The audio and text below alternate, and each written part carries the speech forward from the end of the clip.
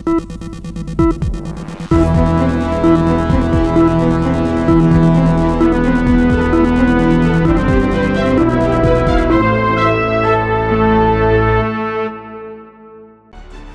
प्रदेश के मिल्कीपुर विधानसभा उपचुनाव में भारतीय जनता पार्टी ने समाजवादी पार्टी को करारे शिकस्त देकर न केवल ये सीट अपने नाम की बल्कि प्रदेश की राजनीति में एक बड़ा संदेश भी दिया।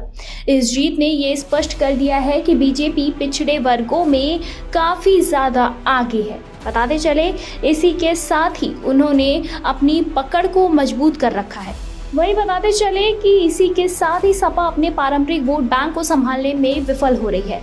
इस चुनाव के नतीजे उत्तर प्रदेश की आगामी राजनीतिक दिशा तय करने वाले साबित हो सकते हैं। बीजेपी की ऐतिहासिक जीत आंकड़ों की जुबानी।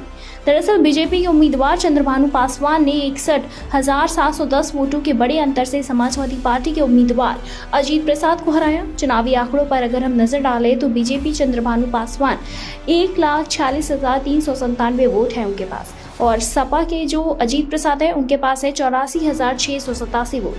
बीजेपी को पिछली बार की तुलना में काफी अधिक वोट मिले, जो कि दर्शाता यह है कि पार्टी की जातिगत और सामाजिक रणनीति इस चुनाव में पूरी तरह कारगर रही है। जातीय समीकरण कैसे बीजेपी ने पिछड़े और दलितों को अपने पाले में किया।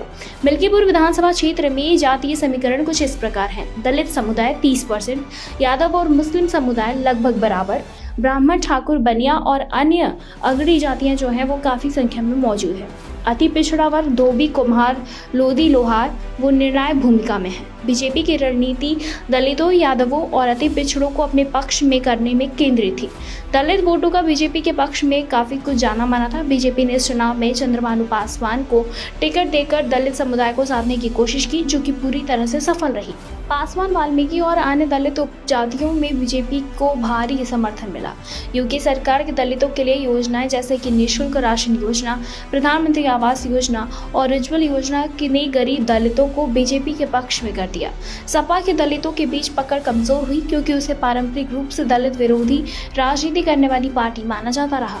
यादव वोट बैंक में सेंधमारी। यादव समुदाय समाजवादी पार्टी का परंपरागत वोट बैंक माना जाता है, लेकिन इस बार बीजेपी ने उनमें जबरदस्त सेंध लगाई। बीजेपी के कार्यकर्ताओं ने गांवों में छोटे यादव नेताओं, प्रधानों और स्थानीय प्रभावशाली लोगों से गुप्त रूप से संपर्क किया। बताते चले, आरएसएस के कार्यकर्ताओं ने पिछले 6 महीने से यादव समुदाय में पकड़ मजबूत करने के लिए काम किया। छोटे स्तर पर चुनाव लड़ चुके यादव नेताओं को बीजेपी मिलाकर उन्हें सम्मानजनक स्थान देकर पार्टी में उनकी निष्ठा हासिल की। परिणाम स्वरूप यादव समुदाय के एक बड़े हिस्से ने बीजेपी के पक्ष में मतदान किया। मुस्लिम वोटों में बिखराव आया। मुस्लिम मतदाता परंपरागत रूप से समाजवादी पार्टी का मजबूत समर्थक माना जाता है, लेकिन इस चुनाव में ये समर्थक पूरी तरह से एकजुट नहीं दिखा।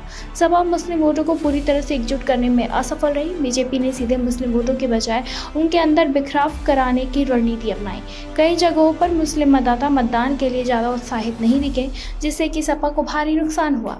ब्राह्मण और अगड़ी जातियों का बीजेपी के प्रति झुकाव। ब्राह्मण, ठाकुर और अन्य अगड़ी जातियां पहले से ही बीजेपी के कोर वोटर माने जाते हैं। हालांकि समाजवादी पार्टी ने ब्राह्मण नेता पवन पांडे को प्रचार में उतारकर इस समुदाय को अपने पक्ष में करने की कोशिश की, लेकिन ये प्रयास असफल रहा। ब्राह्मणों ने फिर से बीजेपी के पक्ष में मतदान किया। अगड़ी जातियों का स्पष्ट झुकाव बीजेपी की ओर बना रहा, जिससे उसे फायदा हुआ। बीजेपी की जीत के पीछे की रणनीति क्यों थी सफल? दरअसल बताते चले कि संगठनात्मक शक्ति और बूथ प्रबंधन। बीजेपी ने हर बूथ पर माइक्रो लेवल प्लानिंग की। आरएसएस और बीजेपी कार्यकर्ताओं ने जातीय स्तर पर मजबूत पकड़ बनाई। पिछड़ों को लुभाने की विशेष अभियान उन्होंने तैयार किया। बीजेपी ने सबका हाथ सबका विकास के नारे के तहत पिछड़ों में विश्वास पैदा करने का भी प्रयास किया। हिंदुत्व और राम मंदिर का जो प्रभाव था, अयोध्या से नजदीकी के कारण राम मंदिर और हिंदुत्व का मुद्दा भी काफी ज्यादा अहम रहा। बीजेपी ने राम मंदिर को गर्व का विषय बनाकर हिंदू मतदाताओं को संगठित करने में सफलता पाई। इसी के साथ ही सरकारी योजनाओं का भी असर दिखा। मोदी सरकार और योगी सरकार की योजनाओं से लाभान्वित लोगों को काफी ज्यादा समर्थन मिला और गरीबों को निःशुल्क राशन योजना, आवास योजना और उज्ज्वला योजना का लाभ मिला, जिससे कि वो बीजेपी की ओर और ज्यादा आकर्षित हुए। समाजवादी पार्टी के हार के कारण क्या है? तो पीडीए यानी कि पिछड़ा दलित अल्पसंख्यक फॉर्मूला फेल हो गया। 2024 के लोकसभा चुनाव में सपा ने इस फॉर्मूले से बीजेपी को चुनौती दी थी, लेकिन इस बार ये कारगर नहीं रहा। स्थानीय नेतृत्व कमजोर पड़ा। पवन पांडे ब्राह्मण वोटरों को लामबंद करने में असफल रहे और सपा का संगठन बीजेपी के मुकाबले कमजोर साबित हुआ। मुस्लिम वोट बैंक का कमजोर होना, मुस्लिम मतदाता एकजुट नहीं हुए, जिससे कि सपा को बड़ा झटका लगा। बताते चले भविष्य के संकेत जो हैं वो ये हैं कि बीजेपी के लिए सकारात्मक संकेत है। पिछड़ों और दलितों में बढ़ता समर्थन के विधानसभा चुनावों में भी फायदा हो सकता है। अगर यादव समुदाय का बिखराव जारी रहता है तो सपा के लिए मुश्किलें बढ़ेंगी और समाजवादी पार्टी के लिए चुनौती। सपा को यादव मुस्लिम गठजोड़ को फिर से मजबूत करना होगा और नए सामाजिक समीकरण बनाने होंगे, अन्यथा 2027 में भी नुकसान उठाना पड़ सकता है। बल्कि पूर्व चुनाव में बीजेपी की जीत सोशल इंजीनियरिंग, हिंदुत्व विकास योजनाएं और मजबूत संगठन का परिणाम है। सपा के लिए यह हार एक चेतावनी है कि यदि वो अपने पारंपरिक वोट बैंक को नहीं बचा पाई तो आगामी चुनावों में भी उसकी मुश्किलें बढ़ सकती हैं। बीजेपी पूरी तरह से विधानसभा चुनावों की तैयारी में जुट चुकी है और इसी जीत ने उसे आत्मविश्वास से भर दिया है।